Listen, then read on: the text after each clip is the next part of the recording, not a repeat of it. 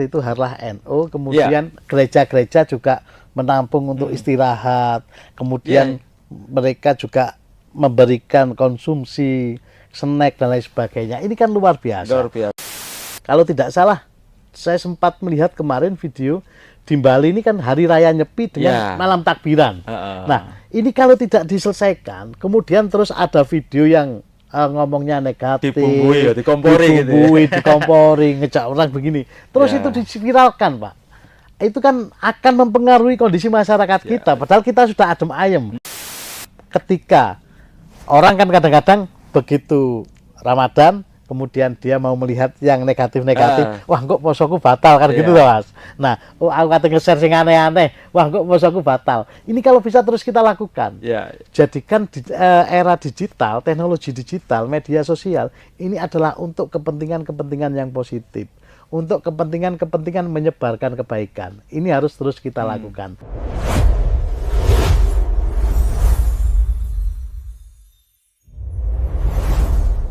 Assalamualaikum warahmatullahi wabarakatuh, Tribuners dan pembaca Harian Surya, wabil khusus warga Jawa Timur dimanapun Anda berada. Ramadan adalah momen krusial bagi kita menjaga kerukunan umat beragama. Ramadan juga merupakan momentum untuk kita beribadah, mendekatkan diri kepada Allah Subhanahu wa Ta'ala. Namun yang lebih penting lagi adalah hubungan kita dengan manusia. Bagaimana kita guyup rukun sebagai warga Jawa Timur, kemudian menjaga toleransi sehingga di lingkungan kita terjagalah keguyupan, kerukunan selama Ramadan. Tribuners dan warga Jawa Timur, di Jawa Timur kita bersyukur indeks kerukunan umat beragama sangat tinggi. Dalam 3 tahun terakhir, rata-rata indeks kerukunan umat beragama kita melebihi indeks kerukunan umat beragama nasional. Kita patut berbangga. Oleh karena itu, apa sih kunci sehingga Jawa Timur bisa mencapai kerukunan umat beragama dengan indeks yang tertinggi atau di atas rata-rata nasional? Mari kita ngobrol bareng Dewan dalam program podcast DPRD Jawa Timur. Telah hadir di studio kami anggota Komisi A DPRD Jawa Timur, Bapak Saifuddin Zuhri, SHI. Beliau merupakan alumnus Universitas Agama Islam Negeri. Kalau dulu namanya STAIN ya, Sekolah Tinggi Agama Universitas Islam Negeri. Oh, Universitas Islam Negeri ya. Ya, kalau dulu IAIN. Dulu IAIN. Institut Agama Islam. Ya. Betul. Selamat datang Mas Saifuddin. Assalamualaikum warahmatullahi wabarakatuh. Selamat datang Mas. Waalaikumsalam warahmatullahi wabarakatuh. Sehat Mas ya? Alhamdulillah sehat. Ini sudah keberapa kita puasa ini? Iya. Menjelang akhir. Alhamdulillah masih kita kita hidup rukun di Jawa Timur ya Mas ya. Alhamdulillah. Jadi saya tadi pas perjalanan ke sini, luar biasa ternyata tingkat kepadatan kendaraan bermotor juga sudah mulai meningkat. Iya. Nah, rupanya ada beberapa faktor itu sepertinya ya. Yang pertama adalah faktor para pemudik, yang kedua faktor orang pada belanja ke mall sepertinya untuk menyiapkan Lebaran tahun 2026. Baik, Mas Saifuddin, kita mengambil tema dalam ngobrol bareng Dewan ini adalah Ramadan momentum menjaga kerukunan. Iya. Ya, alhamdulillah Ramadan ini memberikan semangat pada kita, bukan hanya umat Islam. Saya kira Mas Saifuddin juga setuju deh.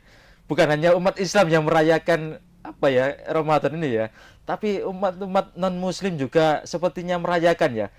Kita lihat banyak teman-teman kita non-Muslim juga ikut merayakan jualan takjil atau berbagi takjil. Iya. Tapi yang lebih penting dari itu, saya ingin tahu dari Mas Saifuddin sebagai anggota Komisi A DPRD Jawa Timur, bagaimana sih Mas Saifuddin melihat makna Ramadan ini untuk meningkatkan kerukunan umat Jawa Timur ini?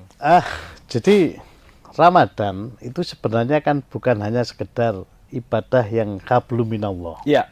Urusannya kepada Tuhan Yang Maha Esa, kepada Allah Subhanahu wa taala. Artinya dengan kita berpuasa itu kan secara tidak langsung kita juga melatih kejujuran. Kejujuran dalam hal apa? Ketika kita berpuasa, kita tidak boleh makan minum. Kan tidak ada orang yang tahu. Kita mau makan, mau minum, itu kan nggak ada orang yang tahu. Tapi ketika kita sudah ikhlas, niat beneran, jujur terhadap Tuhan, akhirnya walaupun kita sendirian itu tidak kita lakukan. Karena makan minum itu yang membatalkan puasa. Termasuk juga sifat-sifat yang tidak baik, itu kan ternyata di dalam Ramadan itu juga tidak diperbolehkan. Ya. Mulai marah-marah dan lain sebagainya. Makanya kan sekarang kita lihat hampir rata-rata keluarga itu ketika Ramadan kan kelihatannya kayak nggak ada itu gitu ya. Harmonis gitu ya. Iya. Itu mungkin istri saya aja juga tidak marah-marah sama saya. Itu berkat rahmat itu. Kan? Berkat Ramadan itu kan. Artinya juga ternyata juga melatih kesabaran. Nah, di samping itu kita juga harus meningkatkan kepekaan sosial. Meningkatkan kepekaan sosial di bulan Ramadan, akhirnya orang bisa memberikan takjil, membagikan takjil, melakukan bakti sosial, kemudian juga ada yang mengeluarkan zakat.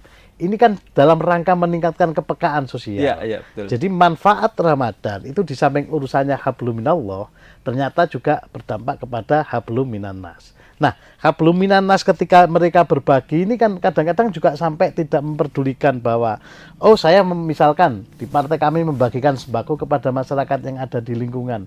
Itu kan tidak melihat muslim, non muslim dan lain sebagainya. Semuanya kita berikan secara merata. Itu. Jadi ini tidak khusus untuk orang Islam saja ya. Ya, semua orang mendapatkan itu salah satu dampaknya. Salah satu dampaknya ternyata ketika kita bersedekah ya, itu kan juga akan kita berikan kepada siapapun. Nah, dan ini kalau perlu memang harus kita tingkatkan di tengah bulan suci yang luar biasa ini, di bulan suci Ramadan. Kadang-kadang kan sempat. Ini contoh sederhana ini, Mas. Di kami kan, saya kebetulan kan ketua DPC PDI Perjuangan Kota Batu. Kemudian biasanya kami rutin melakukan bedah rumah itu setiap bulan sekali. Ini bergotong royong partai. Santing kita kumpulkan sama PAC, misalkan di Kecamatan Bumiaji, Jonrejo, ini kita kumpulkan.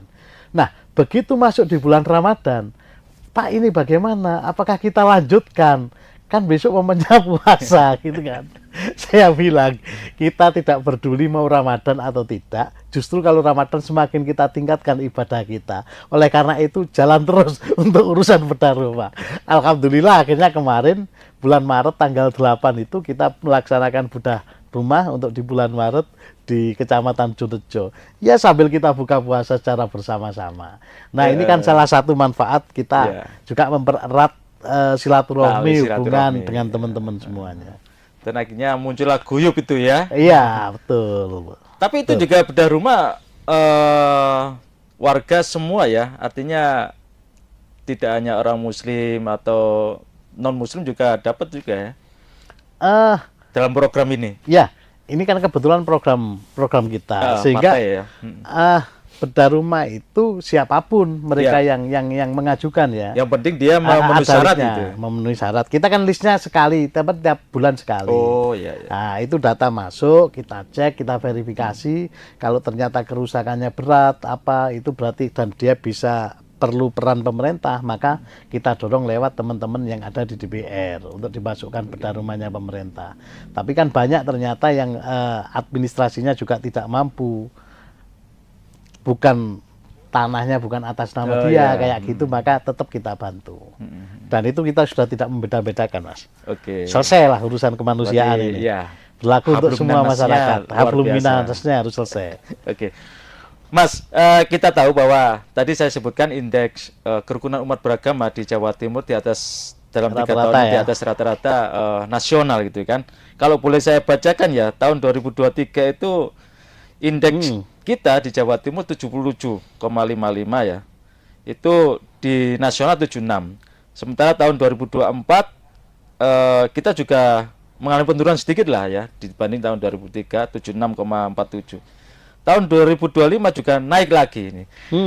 Ini menurut Mas Saifuddin, apa sih sebenarnya kunci yang telah dilakukan oleh pemerintah Jawa Timur yang notabene adalah mitranya DPRD ya, dalam menjaga kerukunan umat beragama di Jawa Timur sehingga indeks kita itu di atas rata-rata nasional itu? Ya, yang pertama kami melihat bahwa kerukunan yang ada di Jawa Timur ini benar-benar sangat baik dan kondusif.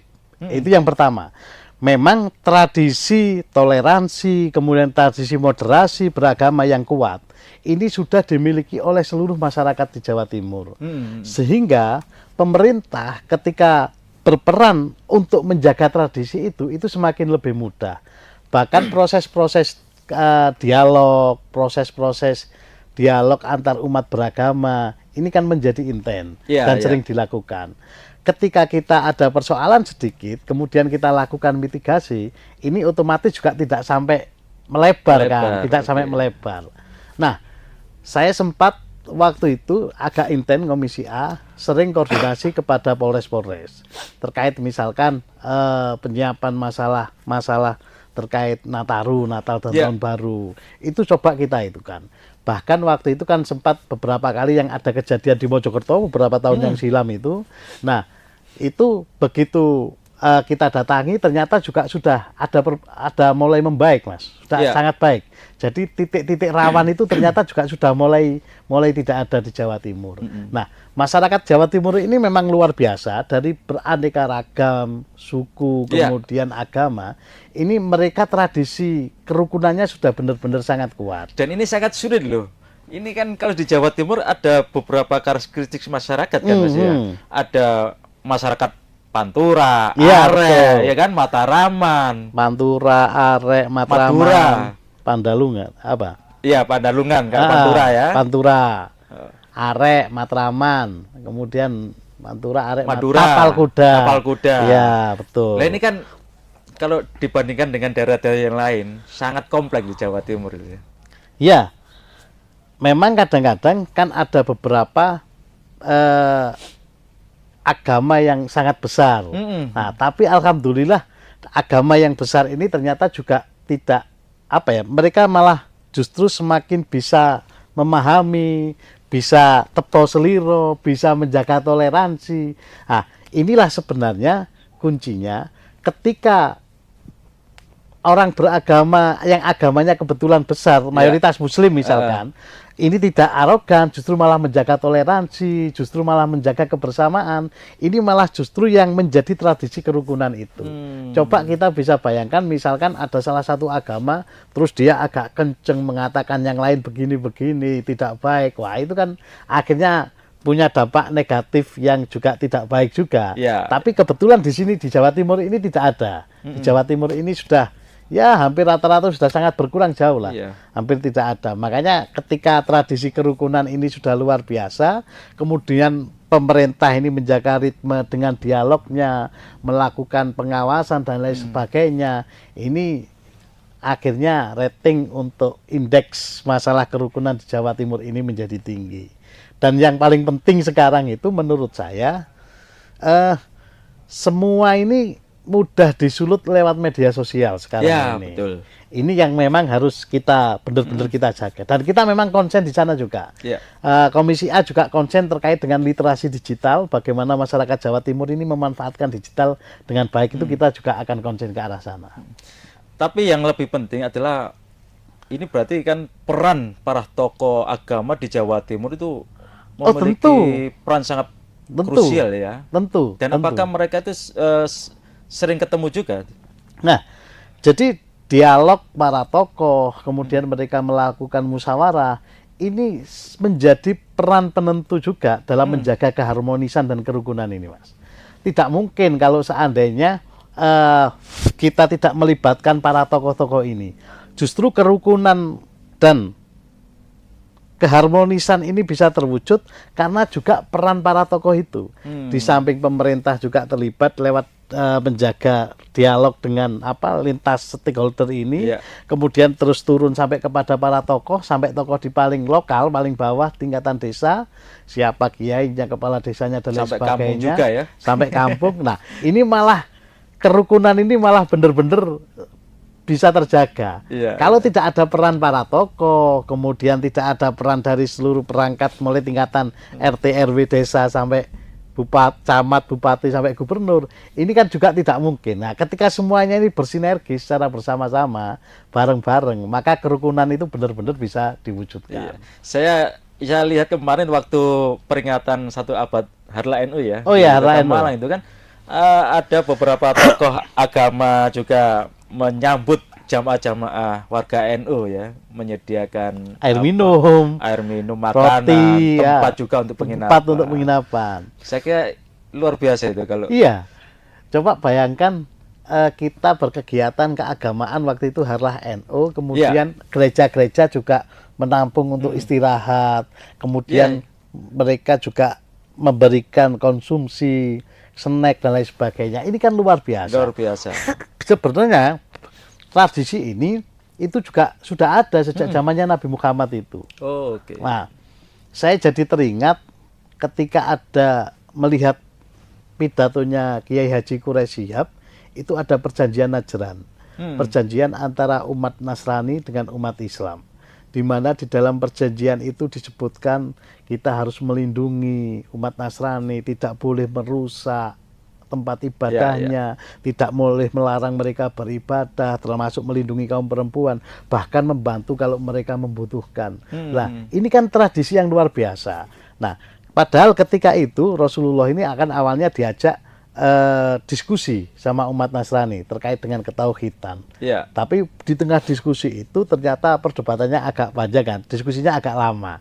Sampai orang Nasrani kepingin beribadah ceritanya, kemudian sama Nabi disilahkan untuk beribadah di masjid waktu itu, di tempat ibadahnya umat Islam. Jadi tidak ada persoalan waktu itu. Jadi sebenarnya kan. Toleransinya sudah ada sejak ada zaman Nabi.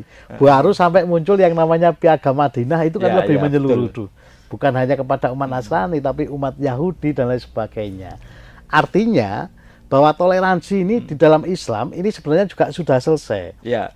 Urusan hablum minallah, hablum minannas, ini kan juga harus seiring lah, kira-kira begitu. Nah, bahkan Kiai Haji Ahmad Siddiq apa Mahfud Siddiq saya lupa, yang menyampaikan bahwa ukhuwah Islamiyah, ukhuwah Basariyah, dan ukhuwah Insaniyah, Basariyah, dan Islamiyah. Dia kalau bukan saudaramu sesama agama, maka dia adalah saudaramu sebangsa. Kalau dia bukan saudaramu sebangsa, dia adalah saudaramu sesama manusia. Jadi selesai urusan begitu, Mas. Tinggal hari ini bagaimana kita terapkan di Indonesia. Nah, pendiri bangsa kita ketika membuat Pancasila dan lain sebagainya itu kan sudah jelas. Ada persatuan, kemudian ada keadilan sosial, ada kemanusiaan yang adil dan beradab. Artinya ini kan untuk menjaga kerukunan. Kita bisa bayangkan kalau ternyata tidak ada sebuah ideologi yang diwariskan oleh para pendiri bangsa kita, kemudian di tengah keanekaragaman masyarakat Indonesia yang luar biasa, suku bangsanya ada sekian ribu, kemudian bahasanya ada kurang lebih ratusan itu. Terus yang menyatukan apa begitu kira-kira? Betul. Ada Pancasila yang sudah diputuskan atau hasil digali oleh para pendiri bangsa kita. Sehingga karena Pancasila inilah akhirnya kita bisa bersatu. Hidup rukun ini. Rukun. Oke. Mas, sekarang apa peranan DPRD dalam ikut menciptakan ya? Karena kan DPRD sama pemerintah provinsi nggak bisa dipisahkan ya. Bagaimana peranan DPRD menciptakan kerukunan umat beragama di Jawa Timur ini, Mas? DPRD itu kan memiliki fungsi pengawasan, kemudian penganggaran dan legislasi. Nah, dalam konteks Ramadan, kami memang mendorong kebijakan yang memperkuat kegiatan sosial dan keagamaan di masyarakat. Nah, beberapa kali di Gedung Dewan digunakan tempat untuk acara santunan, acara bagi takjil dan ribuan itu dilakukan. Bahkan hampir seluruh anggota dewan lah kalau jenengan bisa cek kan di masing-masing anggota dewan, kayaknya Ramadan ini berpikirnya adalah bagaimana terkait dengan pembagian sedekah dan lain sebagainya. Itu rata-rata semua dewan pasti akan melakukan itu. Nah, ini kan terkait dengan yang itu. Kemudian di samping itu dialog dengan tokoh masyarakat dan tokoh keagamaan. Kan hampir ya semua teman-teman anggota DPRD itu pasti ketika Ramadan turun kepada tokoh-tokoh agama. Mereka pasti juga akan mengundang tokoh-tokoh agama itu ketika mengumpulkan masyarakat yang ada di lingkungannya, yang ada di wilayah dapilnya, itu kan juga pasti dilakukan. Buka puasa bersama misalkan kayak gitu. Kita ini sudah hampir beberapa kali kegiatan Mas untuk melakukan itu. Nah, ini kan salah satu ikhtiar yang dilakukan oleh teman-teman yang ada di Desa Hewan.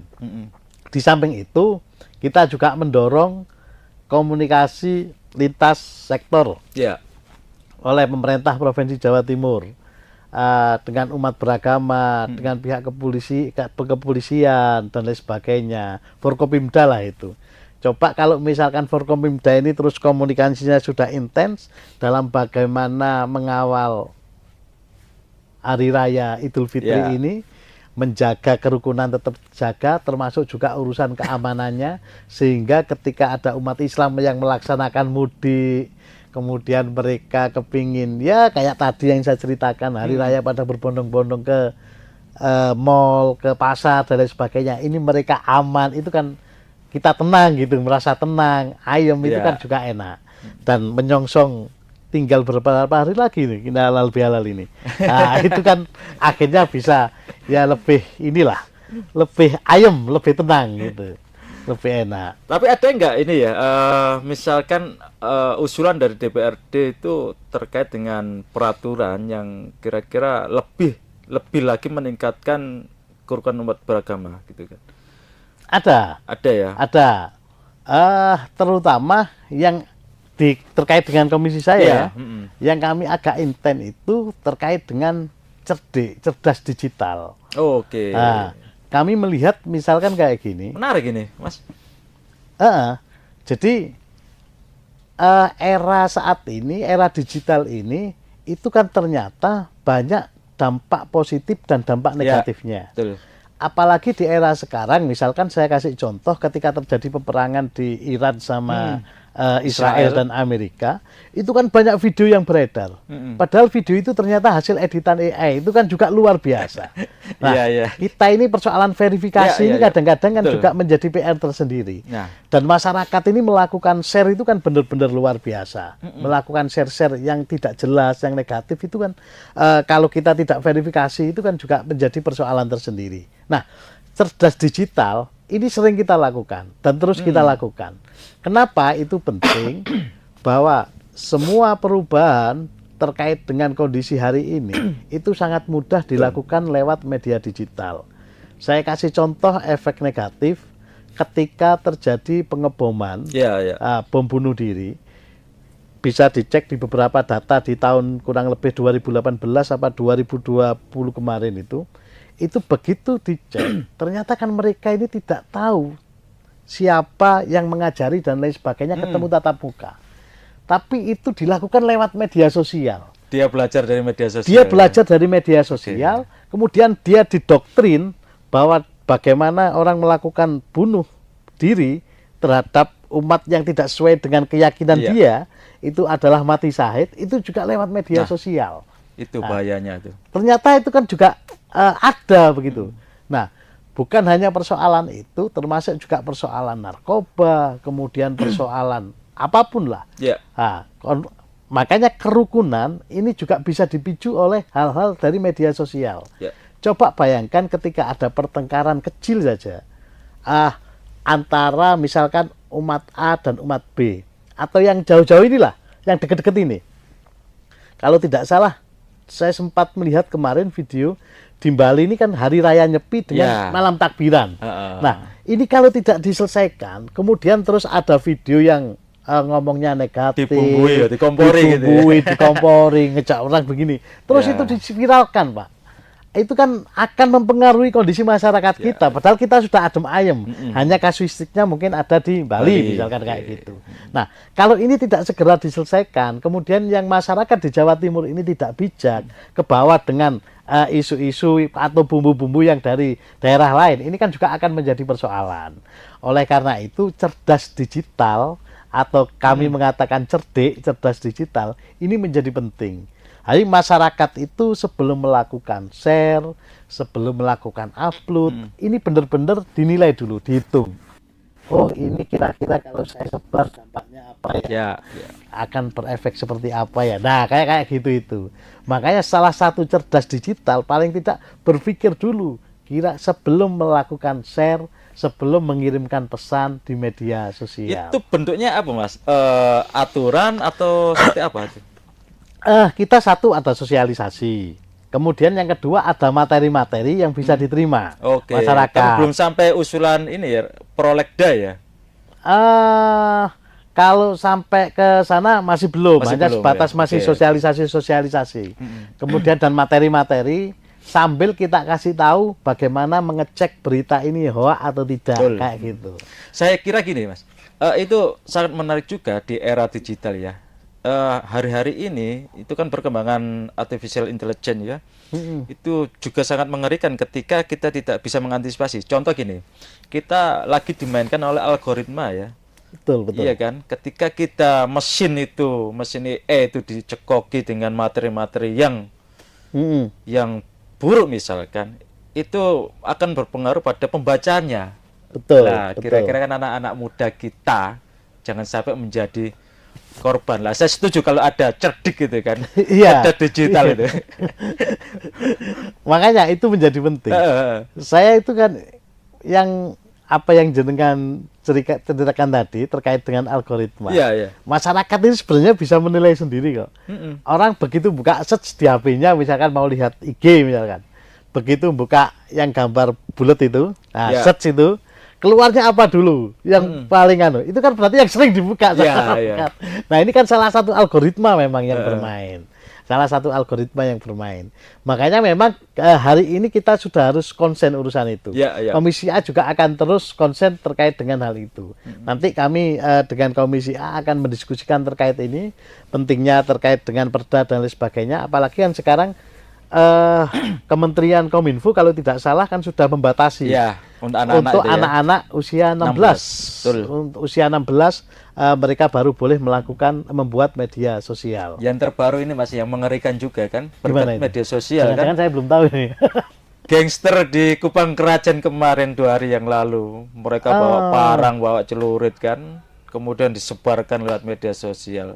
Nah, itu kan mengerikan juga kalau generasi muda kita betul kurang literasinya itu ya. Iya, makanya menjaga kerukunan sekarang itu di samping peran para tokoh, peran pemerintah di media sosial ini juga penting. Peran algoritma juga. Peran media sosial. Jadi sekarang itu siar kebaikan itu kan tidak harus kita hadir secara langsung, tapi kita siar lewat jempol kita, lewat ibu jari kita terkait dengan kebaikan, kemudian terkait dengan bagaimana tidak men-share berita-berita yang provokatif. Ini kan sudah bagian dari menurut keyakinan saya secara pribadi itu sudah bagian dari ibadah lah, kira-kira begitu. Saya kira itu harus digiatkan juga sih. Betul. Apalagi kan masyarakat kita aja lah, kita akan membaca kan sekarang lebih berkurang sekarang kan ya. Iya, budaya membaca memang benar-benar berkurang sekarang. Karena gimana ya, orang di AI itu saya coba buatkan rangkuman terkait buku ini begitu. Sudah keluar, sudah ada semua. Dalam bentuk suara juga bisa. Saya sambil jalan gitu terus mendengarkan rangkuman buku itu juga bisa ternyata. Ini kan kita semuanya sudah benar-benar serba dimudahkan lah lewat media digital ini. Tapi memang benar-benar harus bijak. Kalau tidak salah, kalau di beberapa survei di negara itu media sosial di Indonesia ini tinggi, 80%. Betul. Tapi tinggi banget. Tapi kadang-kadang kan juga tidak diiringi dengan pelayanan yang berbasis digital, pelayanan yang sifatnya digital. Ini sebenarnya kan juga menjadi penting. Misalkan kayak orang ke rumah sakit, kemudian bagaimana sih tidak harus ngantri datang ke sana, kondisi sakit terus ngantri kan juga gimana. Nah, paling tidak pemanfaatan ini kan juga harus dilakukan secara maksimal, bukan hanya oleh masyarakat. Masyarakat kita ajari secara cerdas, tapi pemerintah paling tidak melakukan pelayanan yang berbasis digital. Negara yang tertinggi untuk itu kan ada beberapa ya, termasuk di Estonia, kemudian di Finlandia. Ini kan negara yang pemanfaatan digital yang digunakan oleh pemerintahnya untuk masyarakatnya itu benar-benar sudah sangat tinggi.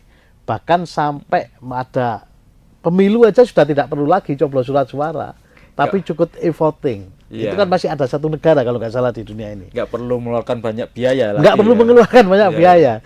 Coba jenengan bayangkan triliunan itu kemudian hanya cukup lewat e-voting. Wah, itu kan sudah meminimalisir luar biasa terkait dengan anggaran. Kemudian masyarakatnya juga sudah tidak perlu antri lagi. Nah, sebenarnya kita memanfaatkan digital ini salah satunya juga untuk kemudahan itu. Ya, betul. Termasuk kalau kita tarik ke tema kita hari ini, bicara kerukunan, ya itu tidak harus akhirnya kita bicaranya secara tatap muka dan lain sebagainya. Ini penting, musyawarah juga penting. Tapi urusan yang algoritma, urusan yang media sosial ini juga menjadi kampanye penting. Udara lah ya. Kampanye udara ini juga menjadi penting. Kampanye darat dilakukan kampanye udara juga harus jalan. Ya, harus jalan. Harus jalan. Itu yang lebih penting sekarang itu kampanye udara itu. Iya. Lebih sangat penting kalau sekarang sudah. Sangat penting. Oke, Mas, itu kalau dari DPAD pemerintah ya melakukan atau menjaga kerukunan umat beragama. Tapi kalau menurut jenengan ini bagaimana mendorong masyarakat juga ikut terlibat dalam kerukunan umat beragama ini kan? Ya, bukan hanya sekedar masyarakat yang beragama ya semua beragama ya. Tapi masyarakat kita, anak-anak muda, terus yang tadi saya sampaikan mereka yang terlibat dalam gangster dan sebagainya. Nah, bagaimana menurut Mas Saifuddin? Ya, jadi kita ini sebenarnya harus melakukan pencegahan sejak dini ya. Setiap ada apapun yang itu terkait dengan persoalan yang mengganggu dengan kerukunan. Nah, jangan sampai ketika ada persoalan yang mengganggu kerukunan, ini kita biarkan akhirnya menjadi bola salju. Nah, begitu ada persoalan, ini harus cepat kita mitigasi, Pak. Ada persoalan yang mengganggu kerukunan, yang mengganggu ketentraman, ini harus kita mitigasi dan segera kita carikan solusinya. Makanya kan karakter atau kultur masyarakat di Jawa Timur ini kan sudah luar biasa dalam menjaga kerukunan. Ketika ini ada persoalan yang mengganggu kerukunan, berarti kan ada semacam provokatornya, Pak. Ada persoalan, ada pemicunya, kemudian ada tukang kompor-kompornya, kira-kira begitulah. Nah, apalagi kalau kompor-kompor ini cepat nyebar di media sosial, ini kan akan semakin menggelindingnya begitu cepat. Oleh karena itu, kami memang berharap ketika ada persoalan sekecil apapun yang terkait dengan kerukunan, mitigasi harus cepat dilakukan. Dialog lintas harus cepat dilakukan. Mulai dari tokoh agama, mulai dari pemuda, pemerintah, dan lain sebagainya harus cepat dilakukan. Dan dicari solusinya. Sehingga persoalan ini bisa cepat selesai, tidak sampai mengembang, tidak sampai membesar. Nah, ini memang yang harus dilakukan oleh seluruh elemen masyarakat, oleh seluruh stakeholder, dan kesadaran ini juga menjadi penting. Nah, oleh karena itu, kami juga berharap ya sebenarnya, kita peka terhadap kondisi yang ada di lingkungan kita. Kita peka terhadap kondisi yang ada di sekitar kita. Sampean bisa bayangkan, misalkan ini, ketika Malang kebetulan kan daerah kampus. Kemudian kan sempat ada bentrok dan lain sebagainya. Apalagi terus urusannya membawa nama-nama suku. Padahal ketika dia bentrok urusannya adalah urusan terkait dengan kenakalan, misalkan kayak gitu. Tapi tarikannya kan menjadi panjang. Nah, dibumbui dengan suku agama itu ya. Saya kebetulan kan di daerah belakangunmu itu, Mas. Nah, kadang-kadang dengar cerita kayak gitu itu. Nah, itu kalau tidak cepat kita atasi, kalau cepat kita mitigasi, akhirnya jadi mengembang. Nah, berarti kita harus berterima kasih pada teman-teman kepolisian yang teman-teman kepolisian, kemudian yang ada di perangkat desa, mulai sampai linmas dan lain sebagainya. Ini kita bersyukur lah. Mereka koordinasinya benar-benar intens dan geraknya benar-benar cepat. Dan kita bersyukur beberapa kira-kira 2 tahun ini ya, setahun inilah ya, udah nggak ada kabar-kabar itu ya. Alhamdulillah. Di Malang ini kerukunannya juga relatif lebih meningkat. Mungkin ini salah satu dampak kenapa Jawa Timur indeksnya menjadi tinggi lagi. karena di Malang tinggi. Salah satunya di Malang sudah tentram, sudah terjaga kerukunannya. Ya, tapi kemarin kalau ngomong Malang, saya itu kemarin melihat kemarin loh teman-teman kita yang non Muslim menyediakan tempat untuk jamaah warga NU. Terharu kan ya? Terharu saya itu. Terharu. Sama. Walaupun itu ya di tempat lain juga sudah terjadi ya. Tapi ini real gitu loh ya. Dan ya benar lah kalau Jawa Timur indeks kerukunan umat beragamanya tinggi ya pantas saja kalau saya. Iya. Iya. Kan waktu Harlah itu, itu kan ribuan ya masyarakat, puluhan ribu, bahkan bisa ratusan itu mungkin. Puluhan ribu masyarakat yang berduduk ke sana.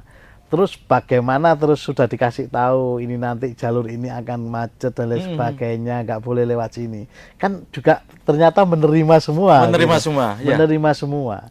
Terus yang jenengan ceritakan tadi, ada gereja, ada tempat ibadah lain, ikut membantu juga menyiapkan kalau dapat dibuat untuk tempat kalau mau istirahat, disiapkan air minum, kemudian disiapkan.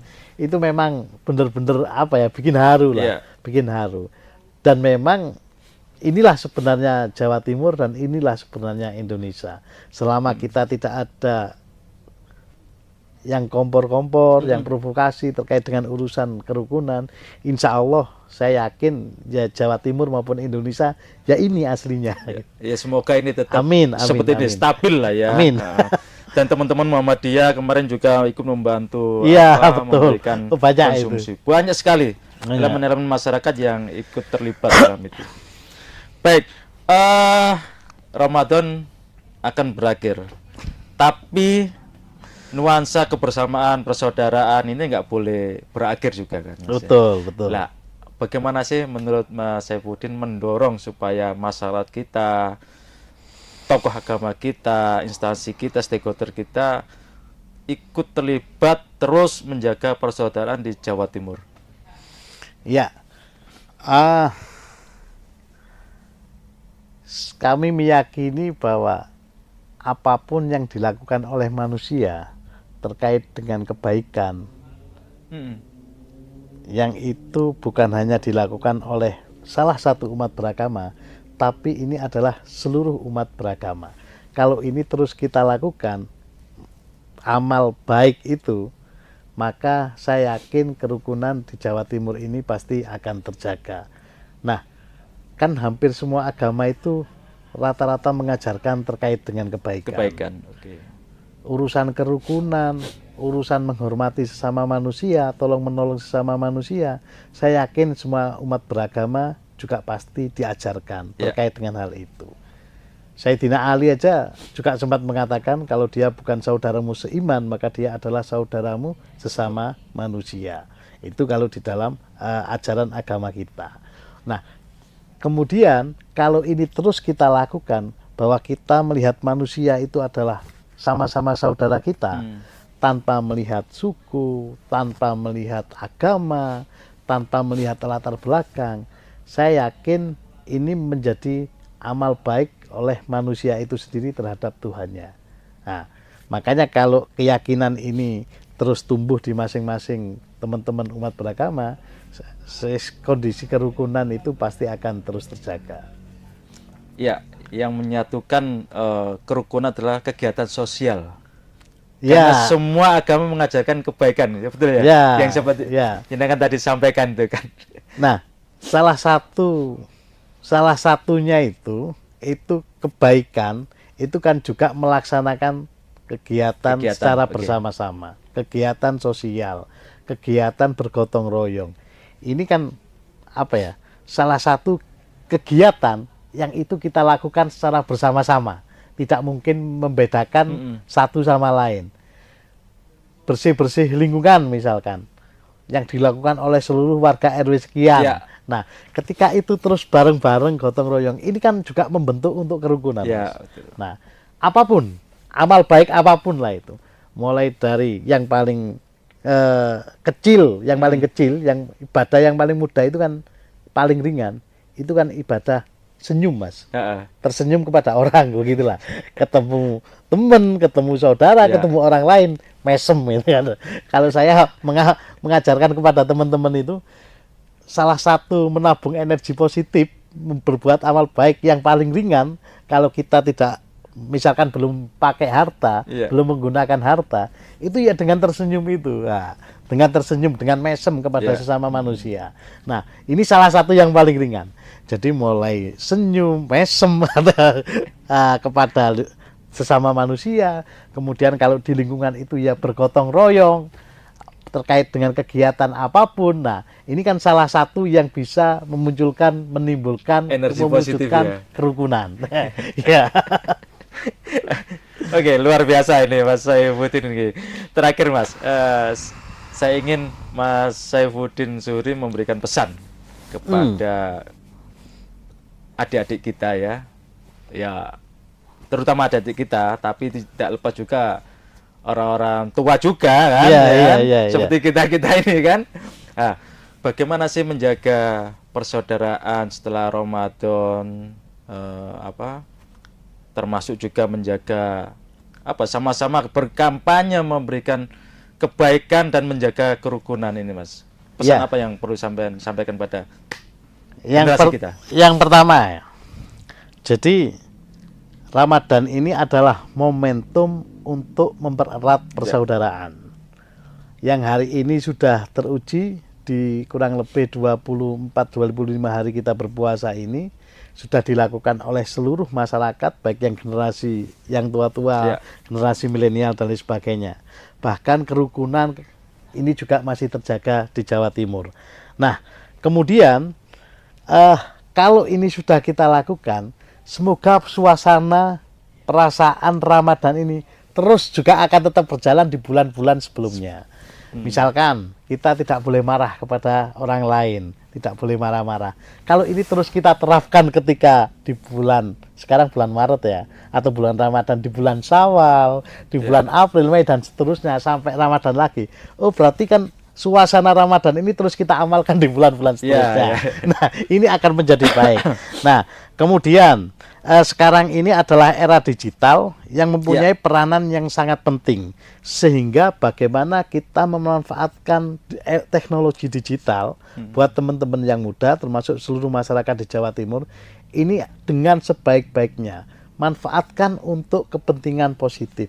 Anggap ketika orang kan kadang-kadang begitu Ramadan, kemudian dia mau melihat yang negatif-negatif, wah kok posoku batal kan gitu loh, Mas. Nah, aku kata nge-share sing aneh-aneh, wah kok posoku batal. Ini kalau bisa terus kita lakukan.